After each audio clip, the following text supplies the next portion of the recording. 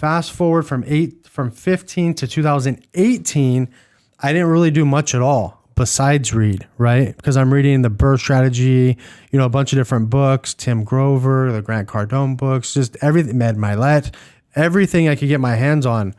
Doing insurance full-time? Full-time meanwhile? still. In insurance full-time, Jeb Blunt on the sell side, just trying to download everything from their books, right, into me. And then 2018, I think I started going to the meetups. And when I went to the meetups, I think I did one deal in the middle of that or something like that. But when I started going to the meetups, I'm like, man, all this stuff in those books are like possible. Not only is it possible, like this is doable. Like this is not going to take like rocket science. If I just do what they're saying I should do, I could get there. Like those guys on the stage, I could get there. Right. So I was very nervous. I didn't know how to flip houses. I didn't know how to do ARVs. I didn't know how to do anything. So what I did know is I could be very conservative, and I still think I can make this work.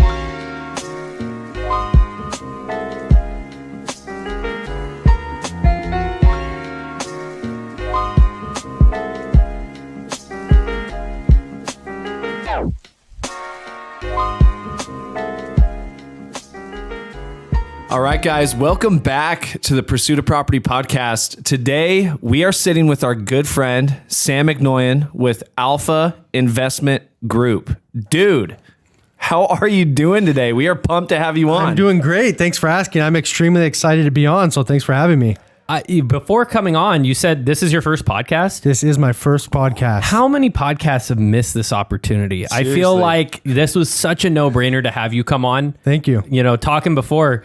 Kate, you were just saying you and Kate had met a few years ago. Right. And in the last few years, you've done a lot. We're going to get into it. But I mean, in terms of people that I know, you're probably one of the people doing the most, and you're doing it pretty much by yourself. You've got a small team behind you, but this is insane to have you sitting here. I mean, I don't know how you made the time to sit with us. Thank you so much. Right. Well, dude, Sam, great to have you here. Like, can Pleasure. you fill us in on who Sam is? I don't want to butcher what you're doing, so maybe you could just share with the listeners exactly who you are, what you do. Yeah, so my name's Sam Eknoian. I'm the owner of Alpha Investment Group, and what our primary goal is to buy and hold real estate. So we do fix and flipping, we do a little bit of wholesaling, but primarily, like I was saying, it's buy and hold. And the reason being is we want to just build a wealth, right? When we're flipping a house, we make a few bucks, we pay some taxes and move on. I learned very early on from even just talking to Jason back in 2018, you could flip as much as you want and make $500,000. But at the end of the day, you still have a high paying job. And that really resonated with me. So from there, that's what we've been doing is buy and hold.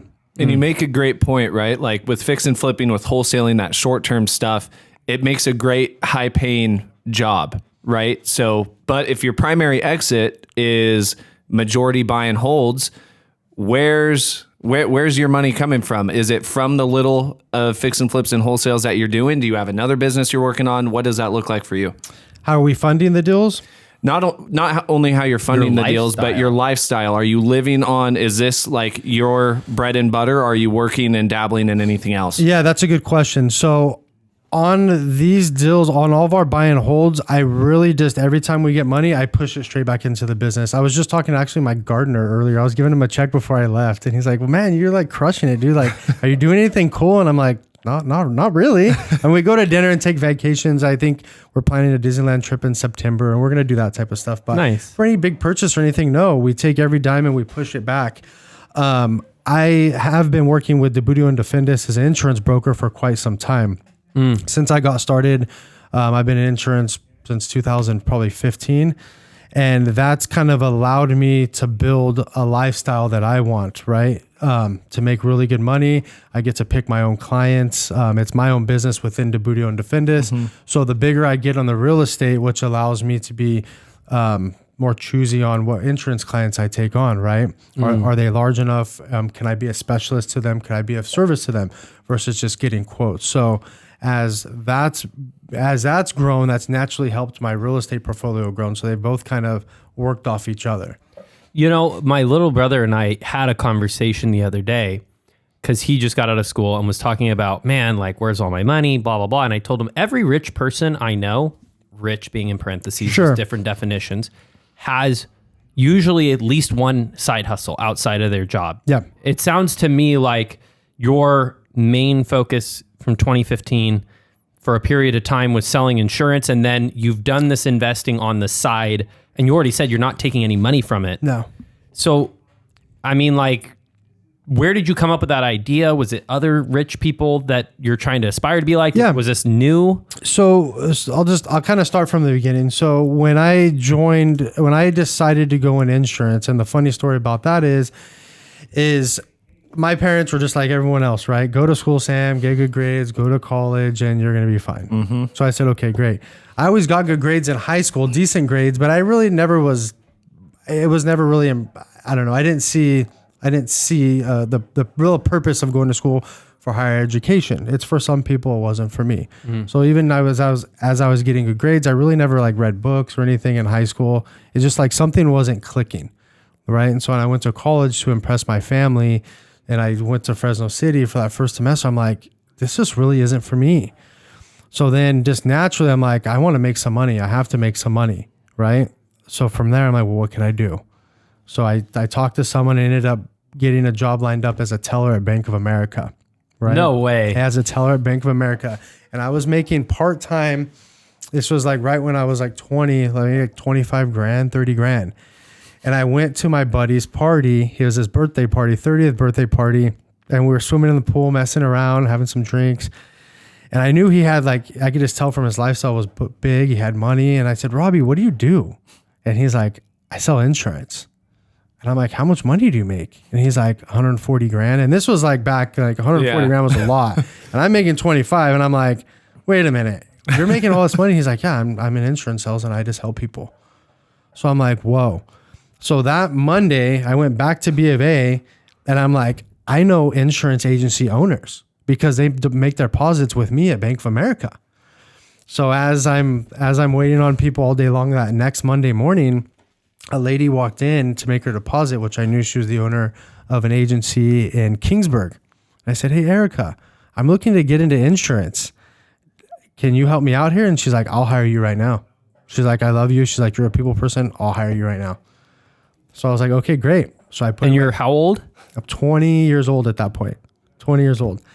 So then I leave B of A, put in my 2 weeks, close that out, and get hired under her firm in Kingsburg, and then got my insurance license. And then from there, I worked like kind of back office, just kind of learning, getting your feet wet, learning on how to do policy changes, but no real money, just still a W-2. And then after that, when I got the foundation, that's when I made the transition to insurance sales, right? So I'm 21, me and my wife get married. We buy our first house at 21. And then, from there, I'm like, okay, now how can I make some bigger money?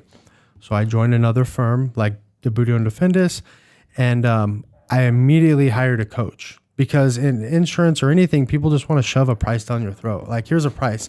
And I thought it was so silly in the insurance industry how there'd be 5 agents and they would just fight over these little quotes. It's like car salesmen. So I hired this coach to really take a different approach, an alternative approach, and really to sell like on risk mitigation.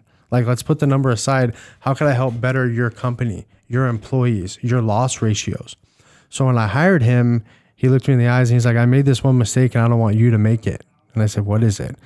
And he said, you always got to ask yourself, who do you want to be and who do you want to be it to?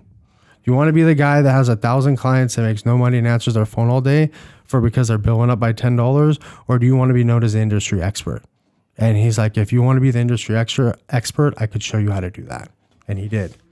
So from there, I created a big portfolio of high value clients, right, that really need help in their day-to-day operations. And that's how I built it on the insurance side. And as I started to build that, I read a book called Rich Dad, Poor Dad. And that was a couple of years after I was established already, kind of moving through the motions. And it was 2015 where my wife got pregnant. We had a house. Our first house I bought when I was 21 was on a busy street. We still have it in Kingsburg on 18th Avenue. And she's like, Sam, we cannot live here anymore. We gotta move. So okay. So we had some equity, like 40,000, and my family's like, "Oh man, sell that thing. Yeah, you're gonna make 40,000." And I'm like, "Yeah, maybe we can, even though it would be a lot lower, right after seller's commissions and all that stuff." And I looked at my wife and I'm like, "What if we keep this thing?" And she's like, "Yeah, we can." And I said, "Let's give it a shot." And then everyone told me rentals are bad, this, that, everything bad about rentals. But we ended up going against the grain, and I kept it. And for there, it kind of, I moved the fire chief in from a new local town. He's still there to this day. And it kind of proved to me like, yeah, there's a lot of bad stuff in rentals, but there's a lot of good stuff that comes out. Like, stop getting drowned by all the bad stuff and really focus on the good. So from there, now I have the one rental, right? Or had the one rental. And at that point you're 22. Dude, wow. At 22, not to interrupt your story, but at 22, when you're hearing, I mean, we experienced this when we went to buy out a state, right? You hear all of that negative energy, all of that negative feedback. Yep. How do you, because at 22, also us, really young, it can be hard not to listen to that when you're hearing it from everybody. It's scary as hell. Oh, scary as hell. I mean, it's still to this day, right? When I talk to people, anyone besides you guys, and saying, "Hey, you guys are doing 50 deals a year," people look at me like, "Is this guy crazy? Like, is your husband nuts?" Right?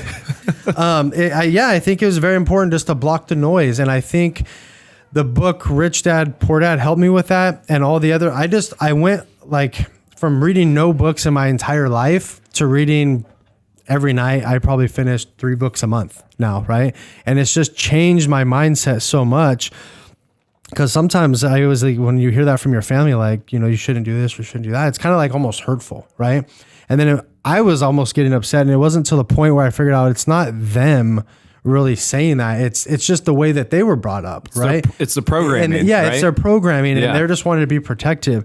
So I think, just to answer the question again, the way I dealt with it is just your mindset change and reading a lot. It's funny. I didn't know that you dropped out of school. I don't know if you and I connected about this. I dropped out of city too.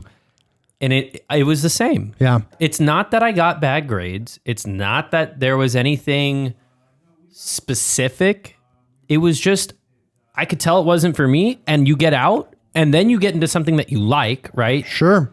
And it's all of a sudden, it clicks. You want to read. You want to go to extracurricular and learn all these extra things. And like you said, and what your coach said, you want to be the expert. And to be an expert, you got to do what a doctor does. You got to go study. You got to go practice. And then over a long period of time, you develop an acumen that nobody else has. Right. It's interesting. I didn't know that about you. I could have sworn that you went to school. Nope. Yeah.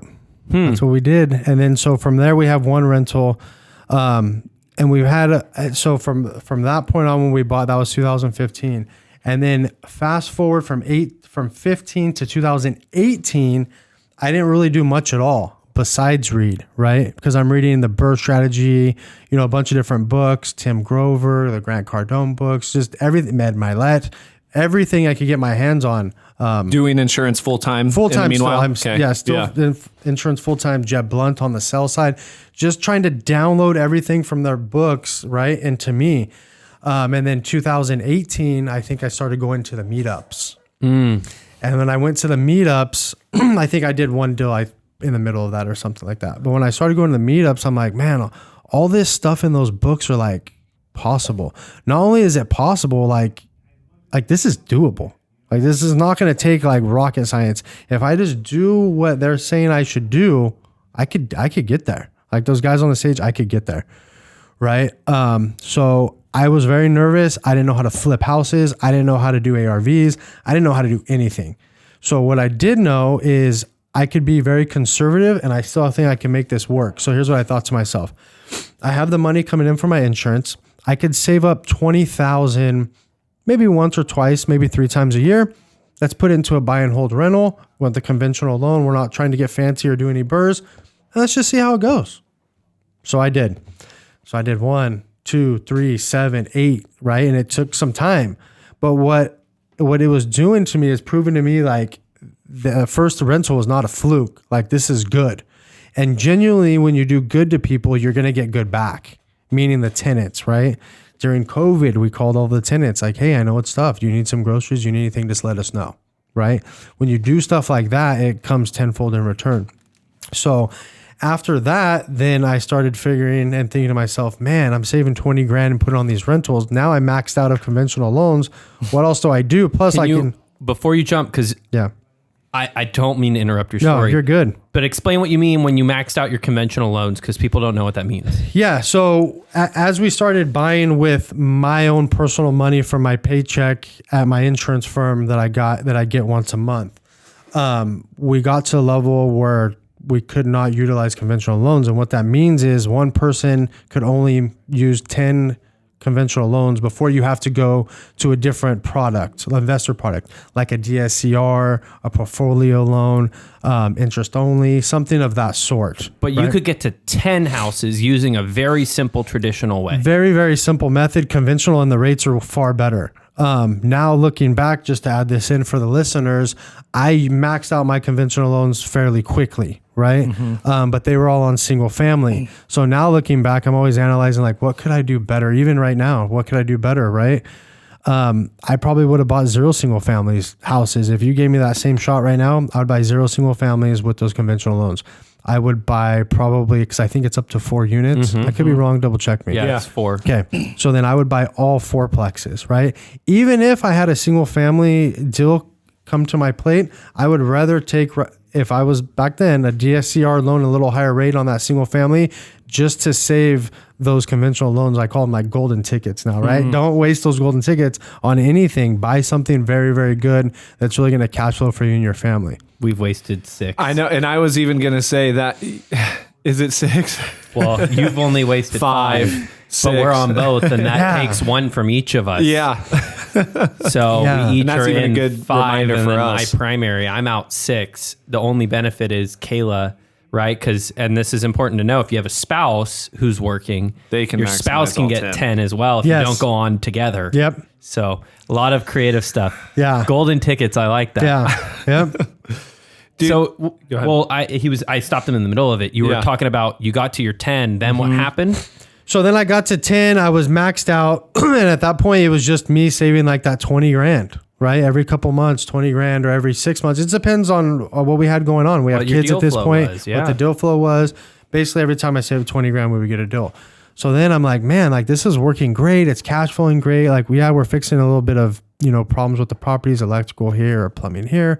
But this is like overall performing like crazy good. So I'm like, okay, now how do I get bigger? Because I could only save up 20 grand so many times, right? And that's when I really started honing in on the meetups and relationships and reading books like how to raise private capital. What is hard money? I had no idea what hard money is, right? Those types of things. What's the cash out refi look so you could recycle that money, right? And use it again and again and again. I had no idea how to do any of that stuff until I started going with the meetups. It was just basically in the beginning betting on myself, and I knew worst case scenario, I have 20 grand stuck in a deal. It may cash flow a little, may not if my numbers are right, and we're going for it.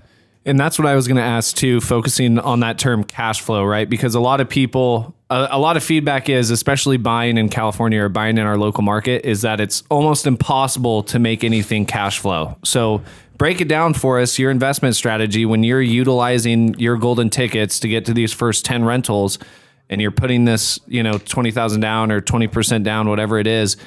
Are things cash flowing at that point? Are you buying on market, off market? How are you making those work? That's a good question. I had really no clue about off market, right? I mean, we started cranking into those a little later, but the first couple were just from the MLS. And I think it was just a different time back then where stuff was a little cheaper, not to disappoint the audience. But it was just. So you were able to make it pencil off of the MLS at the time. And let me give you like example like of my first one besides the house on 18th that was my primary that we have. It was a triplex. Actually, my partner Manny was listing it, right? It's a triplex in Selma, still have it. And the guy wanted 150 for it. And I'm like, 150. And then it only needed not that much work, right? So I was able just to go in there, renovate really easy and that was when I tested out the same crew I use now.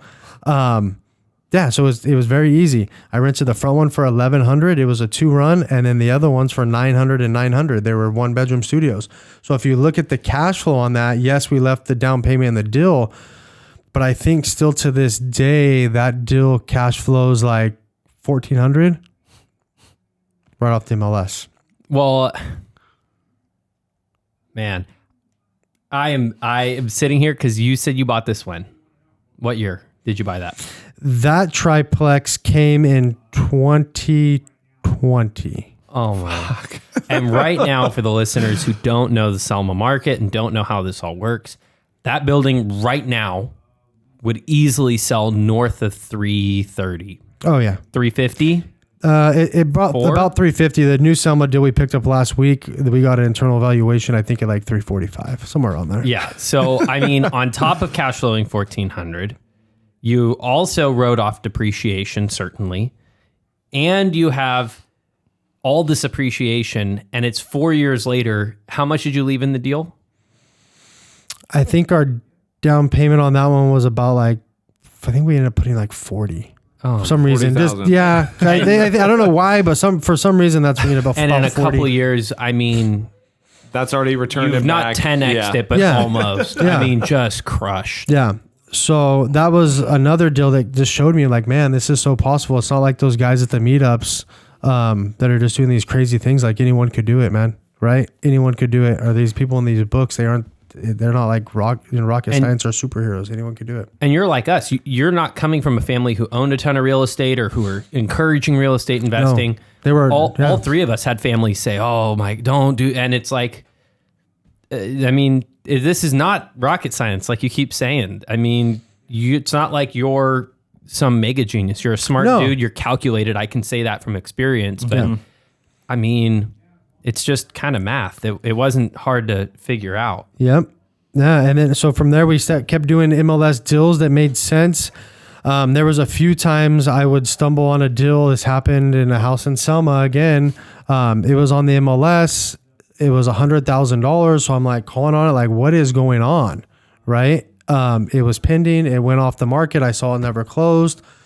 So me naturally being like a people person and a problem solver, I'm like, that was like my first embark on off market. I'm like, I'm going to reach out to those sellers. So I did. And I talked to them and they're like, it was inherited by a son and a daughter of an older gentleman that passed. And I said, this is Sam Eknoian. I saw your house and I'm really bummed. I didn't get to buy it. I saw it in the MLS, but actually I didn't even see it closed. So are you guys living in it or what's the plans? I'm just kind of curious. And they're like, well, actually we're losing it to foreclosure. So I said, oh.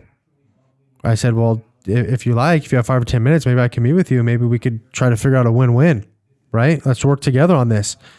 And, long story short, we did. And we purchased a property, exactly what they wanted, the $100,000. It was a 2-1. I went in there and put $3,000 and it cash flows to that day.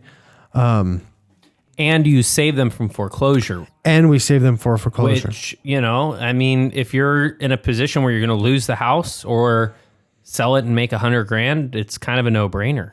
Right. And I remember that day we had to get it closed at a certain point, like by a certain day. Obviously, the timelines are stringent on those foreclosures. Yeah. So I was getting nervous. We wired all the money, got it done. I even asked Jason about this deal. I'm like, are we doing this right? Like, I don't really know about the foreclosure. Yeah, you're doing it right. So we wired the money. And again, I don't have a lot of money, especially at this point, right? And we wired the money. We got the call from the title rep at in Kingsburg, Old Republic. And they're like, all right, Sam, we got it, man. This one's a rough, but you closed it. We're good. It's yours now. So I'm like, this is amazing, right? First off market deal. I'm feeling like on fire. And then I show up over there and it's all boarded up. And I'm like, oh, it's all boarded up. What's going on here? Let's call my contractor, call the cops. What's going on here? Like, I can't even get my own property. We just closed on this thing. It had went to that auction the same day and it sold. No shit. And that guy that bought it cash already sent his crew over there 2 hours before and boarded it up and said, board it up. We'll start rehabbing it next week. So I go over there after I close and I'm like, what's going on? So the officers kick the door down because I don't know what's going on at this point, right? The locks are changed. Everything's weird. So they kicked the door down, and then I called title. I said, I'm freaking out. Like, something's happening here. I just closed on this. So they called me back and they tracked it down, and yeah, it got accidentally sent to auction, but they refunded that guy's money. Obviously we closed first and we got it, but yeah, it was a wild experience. What was that like? I mean, you said you didn't have a ton of money. I can say, being in that experience, if I wired $100,000 and I showed up to a house and it was like that, honestly, I'd shit my pants. I was shitting my pants. First thought would be like, what is Kayla about to say when I get home? The first thought is like all those limiting beliefs come back from like your family's telling you, right? And all your friends, like, you're crazy, like you're going to get burned. Those tenants suck, or this sucks, or it's not going to work. I was freaking out. The only thing I could do, I was like, I have to call like law enforcement. I mean, I just went back to instinct, right? I have to call law enforcement and see what's going on. Kick down the door, guns drawn. They're like, what's going on in here? It was pretty intense. So here's what I want to know too, right? Because some people listening, like, obviously the best time to buy real estate, we kick ourselves like back in 4th grade, we should have been buying up fucking multifamily, right? Back in 2008, we should have been buying real estate instead of going to 3rd grade. And somebody who's listening and hearing your story, okay, Sam started off buying a ton of deals off the MLS, utilizing money from his W-2.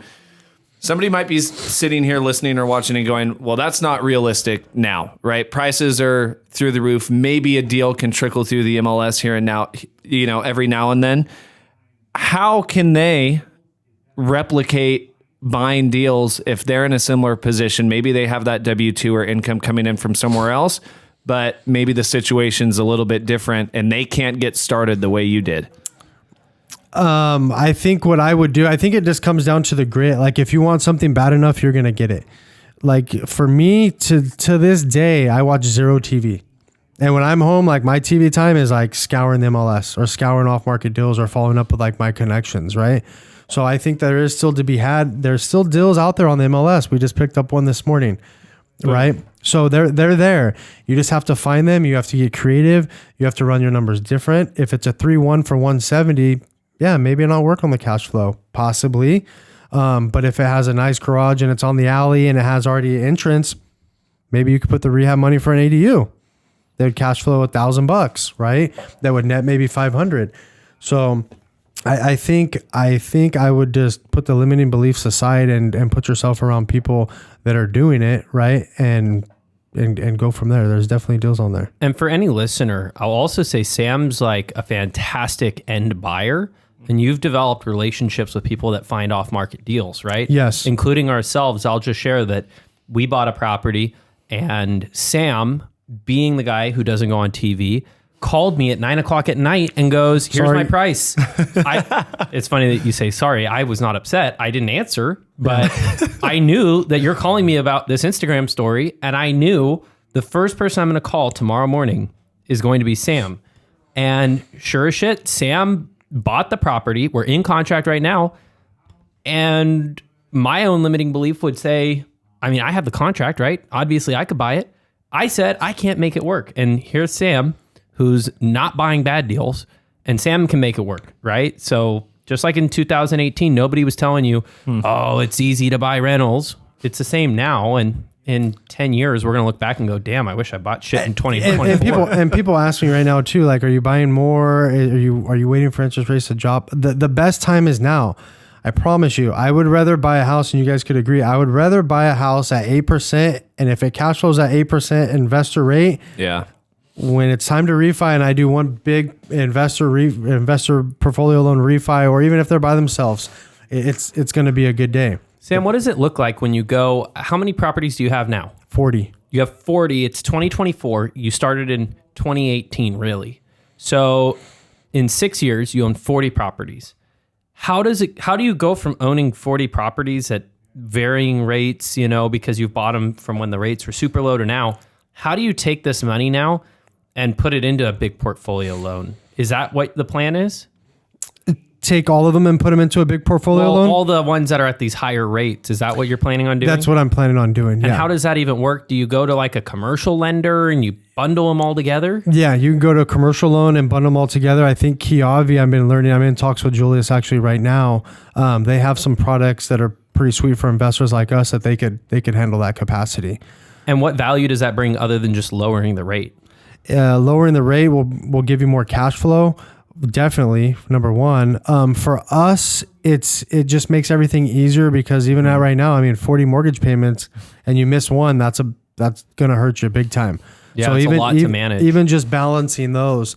The other thing too is if you're acquiring on a large scale, instead of doing, you know, a refi, 6 refis a month, like we do, it's almost better now just to hold those in the hard money or private money for a little bit, 1 or 2 more months, just pump the brakes a little bit and then do them at every 5 loans, because then it'll save you a lot on the fees, the closing costs. Oh yeah. Right. Didn't even think about that. So if you're $6,000 per deal in closing costs, if you have it netted down to a science, right? And then Kiavi or First American Bank or whatever bank is only going to charge you one lending fee to underwrite the whole thing. The whole thing. I mean, you're talking a lot of money. I mean, hundreds of thousands. Are you passionate about insurance? How much is that still a part of your day to day? Yeah, insurance. I'm just passionate about helping people, and insurance is one of those outlets, right? A lot of people have even big businesses, but they really need a lot of help. And I think the insurance industry has let a lot of people down by just giving them a quote, show up once a year, write the check, and it's over. What I like to do is like really get embedded in that business and really help people. Along that way, I've met some of my private money lenders. You know what I mean? So I think it's embedded. It's a big part of me. I don't think I'll ever let it go. I think at one point, it's already kind of getting there, is I'll scale it down to, you know, at first being more picky with clients like I've mentioned earlier, but then also maybe scaling it down to only, you know, a certain percentage of people. What would you say to somebody too? Because that's like, obviously this route we're talking about, the W-2 or the paycheck route where you have that full-time job and then you're utilizing that money to then invest in real estate instead of the flip side, maybe being full-time in real estate, whether that's an agent, wholesaler, flipper, trying to get your income going that way. What would you say to somebody who says they don't have the time to figure out how to go invest in real estate with their W-2, with their money? They may be sitting on some extra cash. How did you find the time to do it? I think it all comes back to that point. I think you have to pick a career very wisely. And I would agree, like with most W-2 jobs, when you're there 8 to 5, it's going to create a big challenge, especially when you have a family, right? That you need to spend time with. The insurance has allowed me to do it because I'm just basically a 1099 inside that large insurance firm. So I'm the boss, right? I come and go when I want, and I can schedule my meetings around my time. And as long as you're, very picky with the clients, I can only spend maybe a quarter of my day or half a day doing that. So my advice to someone that doesn't just want to jump in on all real estate and take the gamble and does want that, income in the beginning is choose your career very wisely. You know what I mean? Choose it and choose something that's really going to give you opportunity to make really good money, right? Like sky's the limit. And like an insurance or even a real estate agent, you can make as much money as you want, right? But you have to work, right? A W-2, if I'm working at Best Buy and I'm the manager, no offense to them, but there's probably a cap there. So that's what I would advise. And that's what I've learned very early on. Well, and I want to touch on this too. Like, it's really easy to sit back and talk about your wins. Like, talk a little bit about how hard this is. Because, we've been doing it. And the podcast listeners that have listened for the last few years, they know that we've gone through times where we loved this job. And we've gone through times where it was really hard to stick it out. What's that roller coaster been for you? Has it always been dandelions and sunshine, or has there been times where it was hard and you didn't want to do it? Like, what did that look like? Yeah, I think we all go through seasons, right? Sometimes I love helping people and I love deals so much. Sometimes it's sometimes hard for me to say no to a deal. So if something's borderline, right, on the ARV or something, and you would be like, pass, dude, like, I don't see it. Like, we're stretching here, right? Maybe I'll do it, right? And I sometimes put myself in those uncomfortable situations where I'm like, okay, if this guy doesn't appraise this property at this much, like, I'm leaving like $60,000 in the deal, and had to do it, right? Of my own money or someone else's money, even worse. And then I have to use my own money to pay him back because we always keep our word, right? Yeah. So there's definitely been some challenges along the way, but I always just mentally just, keep a mindset of like, look, it's just a storm. Nothing's ever going to be perfect. A couple weeks ago, I had one gas line break on a property we just bought, a duplex. And I'm like, man, that's crazy. A gas line broke. We just bought this place. Like, what the hell? We should have done more due diligence. Signed a $3,000 check. Sunday morning, I get a call. Actually, Sunday morning at like 2 a.m, I get a call from one of my tenants in Kingsburg, one of our nicest properties we have. You won't believe this, Sam. It smells like gas in here. And I'm like, get out immediately. They called the contractor another gas line. Oh my gosh. Right. So 2 gas lines in 1 week. Mm-hmm. And when those things happen, like what goes through your head? Well, first I immediately, like, what goes through my head is like, is everyone okay? And how do we address this as fast as possible? Right. But what happens when the gas line's fixed, the money's paid out, the tenant is safe? Like, do you have moments where you're like, man, why did I sign up for this? Mm-mm. Oh man, I'm I don't. jealous. I don't. I'm jealous. I want to be you when I grow up, man. I don't. We've had a couple where Really? we've looked at ourselves. We had a roof 2 years ago now. We almost paid the same amount to fix the roof as we paid for the house in Indiana. And we looked at ourselves and we were like, man, why did we sign up for this? Yeah. Now I look at myself and be like, man, now the cash flow's gone. It's going to kind of be a little rough for a little while on this one. But overall, like, I'm starting to look like from a lens of bigger than just one deal.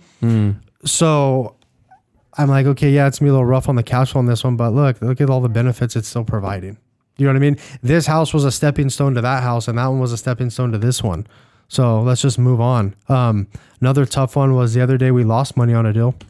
First time I've ever lost money on a deal, right? Really? I thought, like, I always hear, like, right, all the big guys say, man, if you're not losing money, right? Yeah. You're not losing money, you're not doing it. I'm like, I've really never lost like money, right? What happened on it?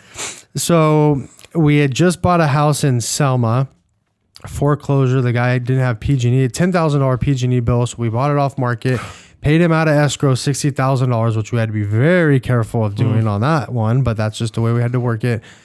And we had an ARV. We rehabbed the house. It sold in 3 days. It was asking price. It was all good. Right. So fast forward to then I got busy and one of our agents referred us another deal in Selma. Around the same numbers, right? Mm-hmm. Kind of the same location, but it wasn't within a mile. It was within like 3 miles. But me just thinking Selma in general. I'm busy doing 10 other things. And I'm like, yeah, I'll take it. Perfect. Sign it up. So we send it to the team. They get into escrow. We send it to Kiavi. The fast forward 20 days later, because she wanted a 20 day escrow for the sellers to get out. The docs are about to be released. So then I'm starting to look at the deal. And I'm like, we have to come up with a lot of money, right? For the down payment. We had a lot of other deals going.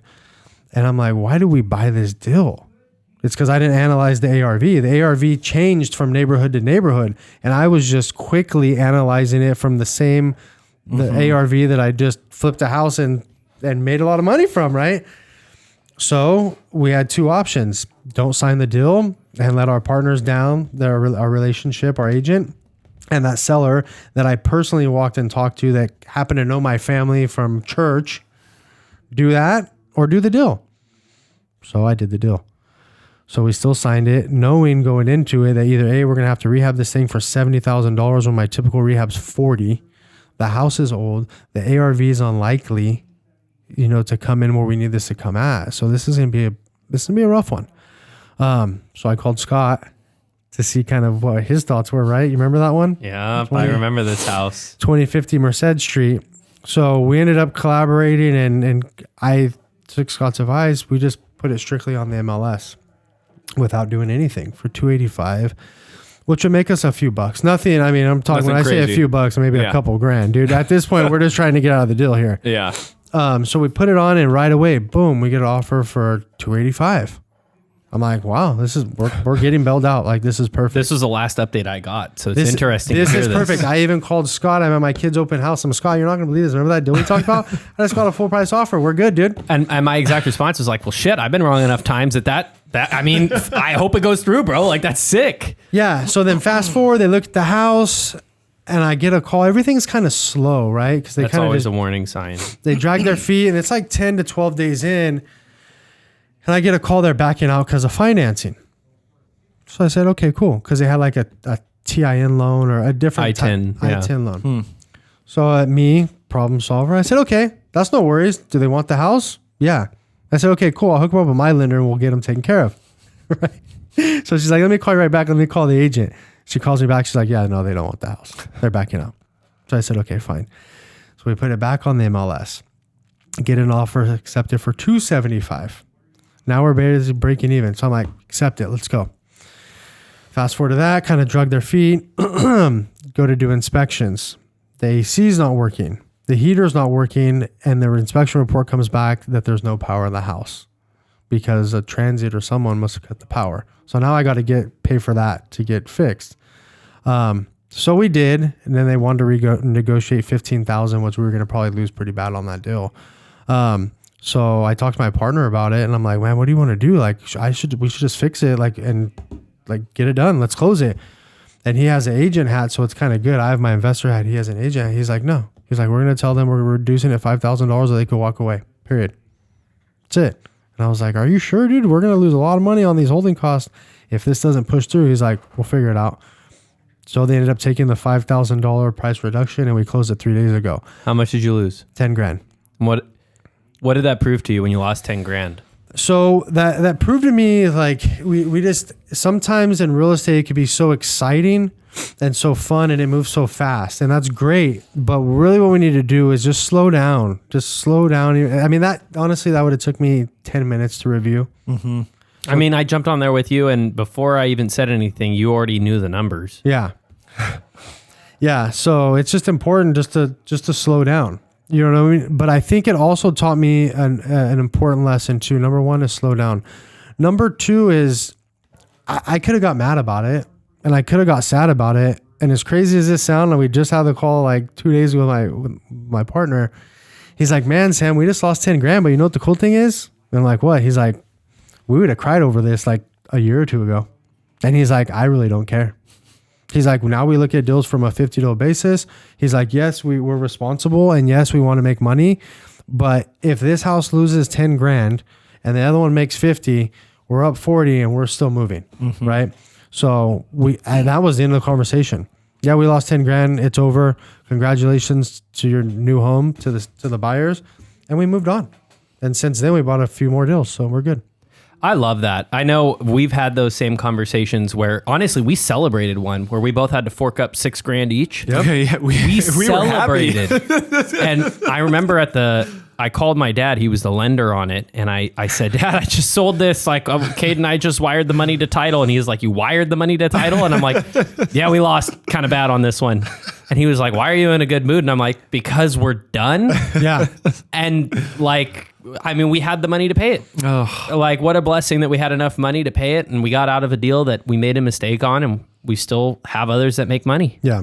And what a testament to people over profits, right? I mean, you gave the breakdown of all the people who are kind of relying on you when you were at the finish line to buy that deal. And it's like, am I going to back out or am I going to put my big boy pants on and keep my word to everybody that I've talked to? That's right. And eat it, take it on the chin and keep moving forward. And that's a testament to why you're such a good buyer. If Sam tells me I'm good for this price, I've witnessed you firsthand follow through on a deal where you and I sat there and I went, I don't see this making $1. We're lucky to lose, you know, like if we lose $10,000, that's a win. Yeah.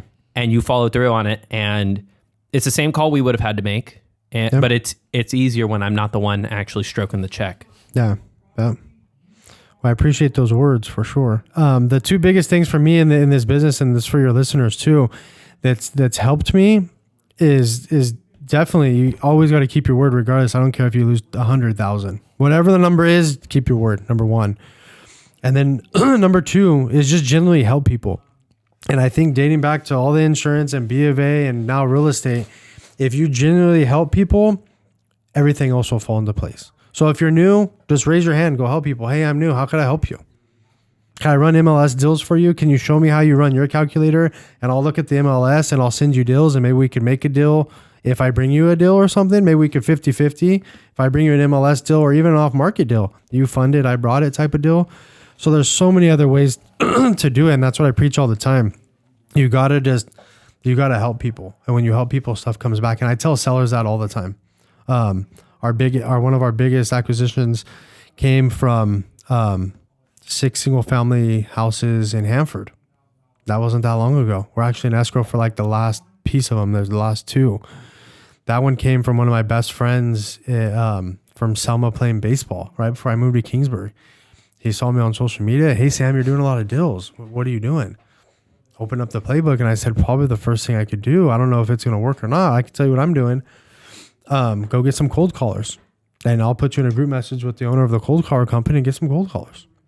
Well, guess what happened? A seller called his phone, wanted to sell 6 houses in Hanford. Right? And he asked me to help him. So I helped him. And I had a conversation. I said, hey, you want to hold these? And he just, at this point, just wants cash to, move forward and keep operating. So I said, come up with the number and you wholesale them to me and I'll run them through me and I'll hold on to them. We wired 30 grand to him in one shot on his first deal. Win-win. So again, if you just help people and not even really worry about the deals will come. Trust me, you have more deals than you know what to do with, right? Well, okay. You're on the pod now. There's opportunity for people to get to know you. And I think you've done a very genuine way of presenting yourself. This is the exact Sam that we know.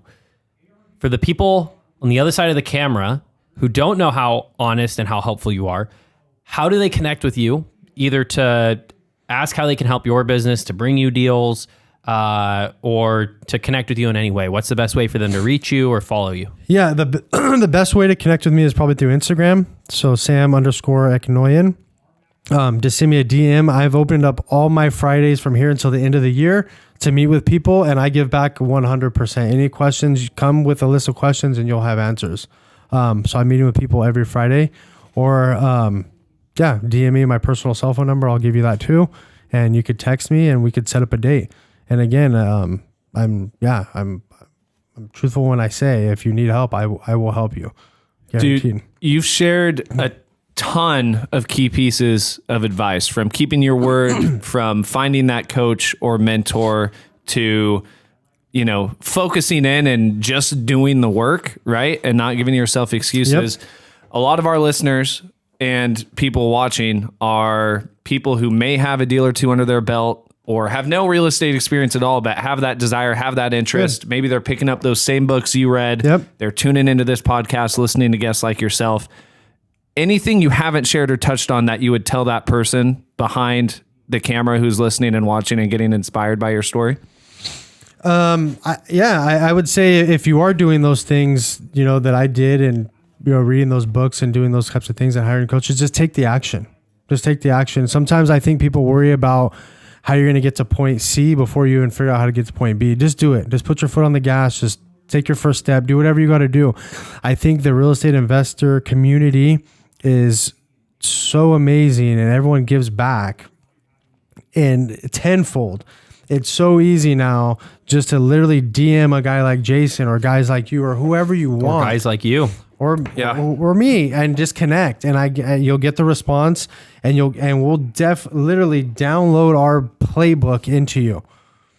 Now, if you take it and you run with it, or you don't, that's up to you. But I think all the resources are there to do a bunch of deals. Period. I think I would bet on myself if I took someone in and they just listened to what I said and just even called me as much as they wanted and talked me through it, I guarantee you I could probably get them 5 or 6 holds in 1 year, for sure. I guarantee you're going to get at least 3 phone calls for sure from this asking for that exact thing. Yeah. And what's going to be funny is you're going to get 3 people that call you that follow through at the meeting. Yep. And I would be amazed if 1 buys a single property. So many people, like you said, won't take the action. They get all the information given, and then there's no buy-in to do it. Yeah. You got to take the action. You have to take the action. Sam, you were probably one of the most energetic podcast guests we've had. This was, to sound Australian, electric. But it was so cool having you on. I can't believe this is your first podcast. You're going to go on a lot after this. Yeah, so remember us when you're famous. Yeah, for sure. And guys, like Sam, like you said, your Fridays are open every Friday until the end of the year to meet with people, to talk with people. Guys, a lot of people don't open up their calendars like that. Like, again, don't just sit there on your ass. Take the action, YouTube. Right? Exactly. Right. Even if you're having those reservations, reach out, connect with people, network. That's how you're going to get to a place where Sam is right now and continue to grow and hit those goals like I know we all want to. And the best part was Sam was extremely humble through this podcast, and he's got so much more going on. Yeah. So absolutely hit him up. I'm like, if we're telling you this, there are a few people that we are pushing this hard to go meet with them if they're open to it. Definitely hit Sam up. 100%. Well, Sam, thanks for coming on and spending an hour of your time with us. And for everybody on the podcast, we will see you guys next week. We've got a great lineup for the next few weeks of guests. So, Sam, thanks for leading it off, man. Right on, guys. Thank you. Thanks, Always Sam. a pleasure.